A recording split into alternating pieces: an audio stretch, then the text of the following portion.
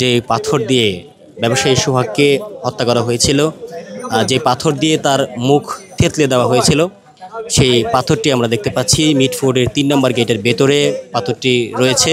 এমনকি পাথরটিকে ঘিরে কিন্তু রয়েছে বিভিন্ন জায়গা থেকে আসা মানুষজন। তারা পাথরটিকে দেখে সোহাগকে স্মরণ করছেন।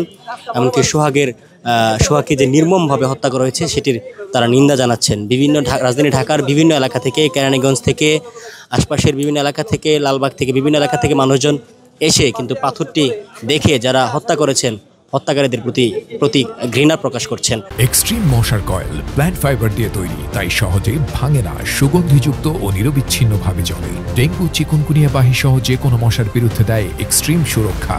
আমরা এই মুহূর্তে এখানে দেখতে পাচ্ছি যে বেশ কয়েকজন উৎসুক জনতাকে আমরা দেখতে পাচ্ছি, যারা এই স্থানে এসে পাথরটিকে দেখছেন এবং কি তারা তীব্র নিন্দা জানাচ্ছেন এবং তারা বলছেন যে এইভাবে আইয়ামে জাহেলিয়াতের যুগে যেভাবে মানুষকে হত্যা করতো, ঠিক একইভাবে এই ডিজিটাল যুগে কিন্তু একই ঘটনা ঘটছে।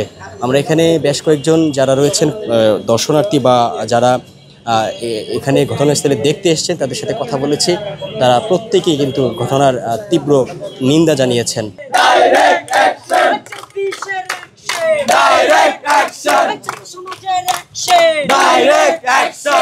গেটের সামনে তাকে নির্মমভাবে হত্যা করা হয়। হত্যা করার পরবর্তীতে তার লাশের উপর দাঁড়িয়ে নৃত্য করা হয়। এই ঘটনায় কিন্তু আমরা দেখেছি যে সমগ্র দেশে শোকের ছায়া নেমে এসেছে। এই ঘটনার সুষ্ঠু তদন্ত এবং সঠিক বিচার দাবি করছেন সমগ্র দেশের মানুষ।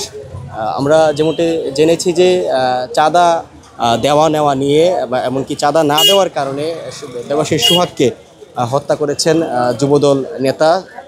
সেটি কিন্তু প্রাথমিক তদন্তে বা প্রাথমিকভাবে কিন্তু সেটি প্রকাশিত হয়েছে।